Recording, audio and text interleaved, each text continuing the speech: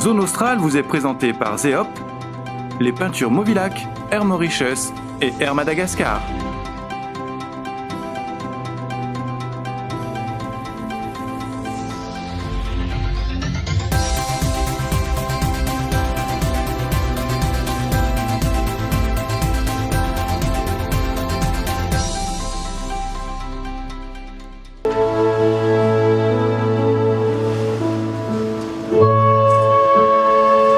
Nosibé Symphony, c'est une grande aventure. Elle a débuté par la connaissance d'Elzbieta Dedek, une artiste internationale qui est spécialiste de Chopin dans le monde entier, qui était venue sur Madagascar faire une mission humanitaire et qui, par le biais d'un ami commun, est venue sur Nosibé.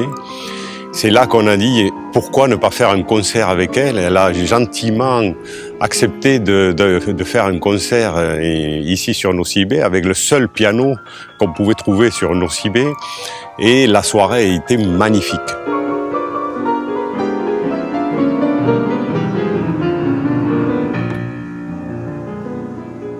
Et de là a germé l'idée de réaliser effectivement un festival de musique classique. On a sollicité Elzbieta Dedek pour être la marraine du festival parce qu'il nous fallait des supports à l'international pour amener des artistes internationaux. Elle a gentiment accepté parce qu'elle est tombée amoureuse de Nosibé. Et donc de là est partie l'idée du festival. On en est à la 3e édition cette année.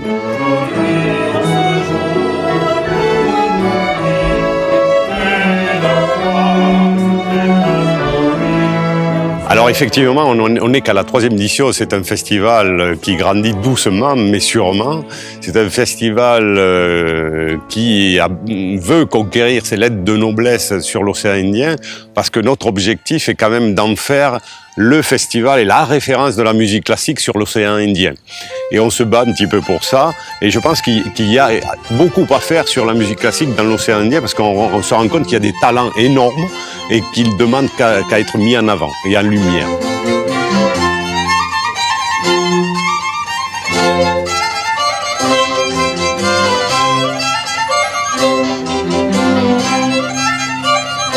Le plus par rapport à la première année, par rapport à la 2e année, c'est d'abord que ce festival a été reconnu événement officiel des îles Vanille. Donc c'est quand même important pour la région et puis pour le devenir du festival. C'est que aussi les artistes internationaux viennent de plus en plus nombreux. Nous sollicitent quelquefois pour venir. Donc cette année, on a eu 2 saxophonistes exceptionnels sur le festival. On a Elzbieta Dedek, bien sûr, qui représente tout ce qui est classique en piano. Et puis 2 dames qui sont auteurs-compositeurs et qui viennent faire de l'interlude, qui sont aussi très reconnues en Belgique. L'envie des hanches, juste un peu pervertie. Des hanches, l'envie des hanches. Alors les concerts se déroulent souvent 4 soirées dans les plus beaux hôtels de Nosibé.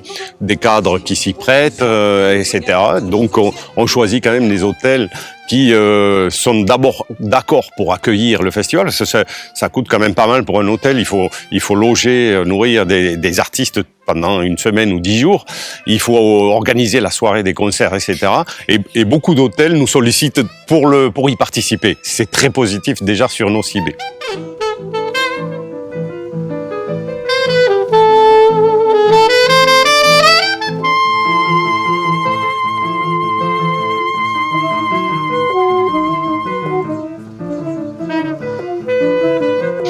Ensuite, donc il y a 4 soirées de concert dans ces plus beaux hôtels et la clôture se fait toujours le 5e jour au sommet du Mont Passo, le sommet le plus haut de Nosibé, avec un coucher de soleil à l'heure du coucher de soleil et on voit des symphonies au niveau du coucher de soleil du Mont Passo, c'est quand même magique.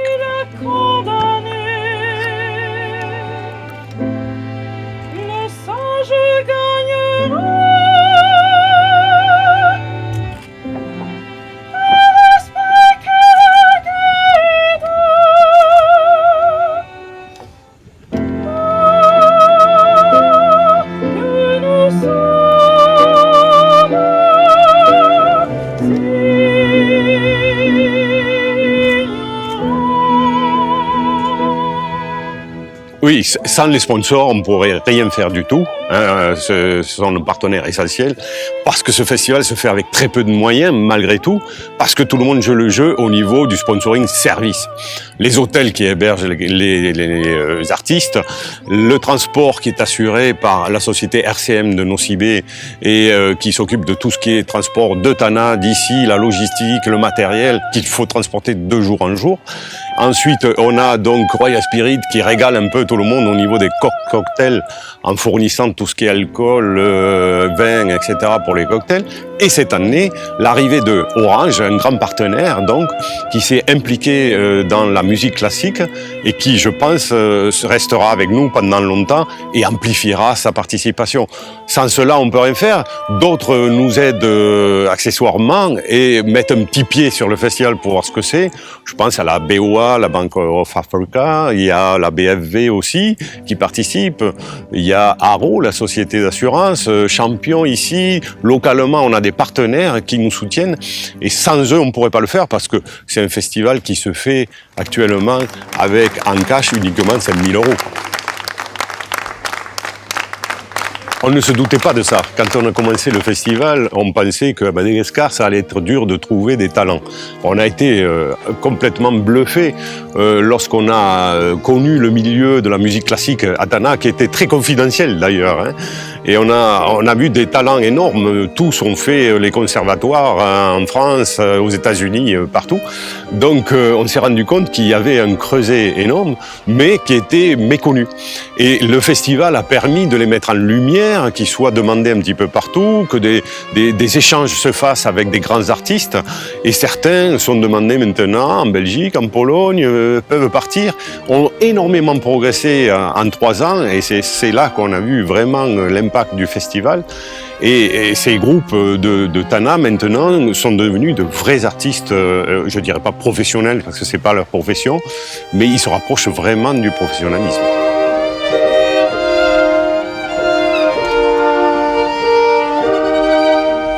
Alors, moi, j'ai le côté un peu challenge. Hein. Donc, je connaissais pas la musique classique. J'avais organisé et créé en 1994 le festival Dounia, qui est dans tout autre registre, qui est né à sa 22e édition, que j'ai géré pendant 16 ans, que j'ai porté au plus haut au niveau de l'océan Indien, qui a fait référence. Et donc c'est un peu le côté challenge, il faut reconnaître. Et ensuite, la musique classique, c'est la rencontre avec Elżbieta Dedek qui a déterminé quelle musique on allait promouvoir. Et puis ce côté aussi un petit peu de faire découvrir à Madagascar, à Nocibé, cette musique complètement méconnue, quasiment ici, à la jeunesse, faire comprendre qu'il y a une autre musique que le saleg, la musique locale qu'ils entendent toute la journée, dans toutes les radios, dans tous les concerts, dans tous les bals. Et donc on voulait montrer qu'il y a aussi d'autres types de musique. Et on est récompensé parce que pas plus tard que hier soir, les 20 collégiens que nous faisons venir tous les soirs pour écouter cette musique sont de plus en plus intéressés par la musique classique. On a eu des sollicitations de 3-4 enfants hier soir pour rencontrer les artistes, échanger avec eux, leur donner vraiment leur envie de faire de la musique classique et leur dire comment on fait pour faire de la musique classique, comment je peux faire. Donc ils sont vraiment de plus en plus intéressés par ce type de musique. Il ne faut pas penser qu'il n'y a que le saleg ici. Si on leur montre autre chose, ils apprécient notre musique.